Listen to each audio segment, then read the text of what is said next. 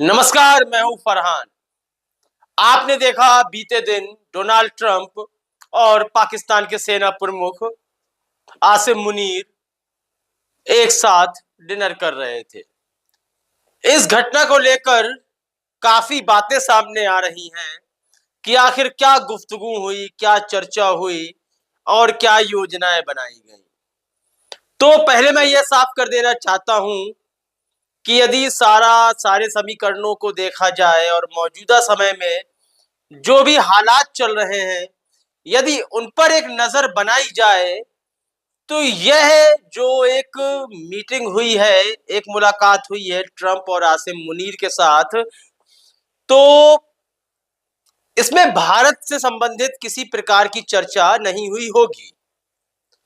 क्योंकि हमने देखा जो ईरान और इजराइल का युद्ध चल रहा है, यह थमने का नाम नहीं ले रहा है। लेकिन इस दौरान अमेरिका ने ईरान को चेताया है कि आपको सरेंडर करना होगा।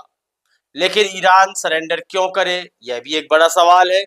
क्योंकि एक लंबे अरसे से हम देख रहे हैं कि इजराइल ने ईरान को बेहद भारी नुकसान पहुंचाया है। अमेरिका हो, यूरोपीय देश हो या फिर इजराइल हो, वह नहीं चाहते कि ईरान के पास परमाणु हथियार हो।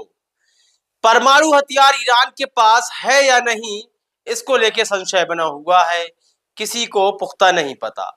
लेकिन ईरान ने जिस प्रकार कहा कि इजराइल यदि हम पर परमाणु हमला करता है तो हम भी इसकी प्रतिक्रिया अवश्य करेंगे, लेकिन वह प्रतिक्रिया पाकिस्तान करेगा।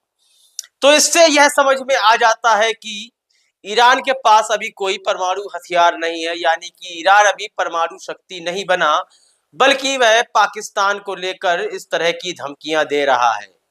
हालांकि आधिकारिक बयान में आपने देखा होगा कि ईरान ने इस बात को मना किया है कि हम पाकिस्तान के द्वारा कोई प्रतिक्रिया करेंगे। लेकिन जब बड़ी प्रतिक्रिया होगी तो उसके बाद सच्चाई सामने आएगी।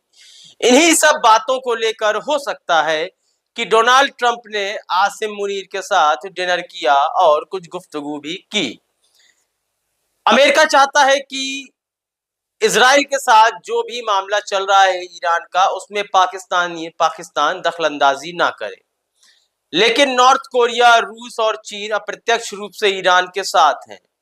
और हमें यह बात भी समझ लेनी होगी कि चीन, रूस और नॉर्थ कोरिया जिस पक्ष में होंगे, पाकिस्तान भी उसी पक्ष में खड़ा हुआ नजर आएगा।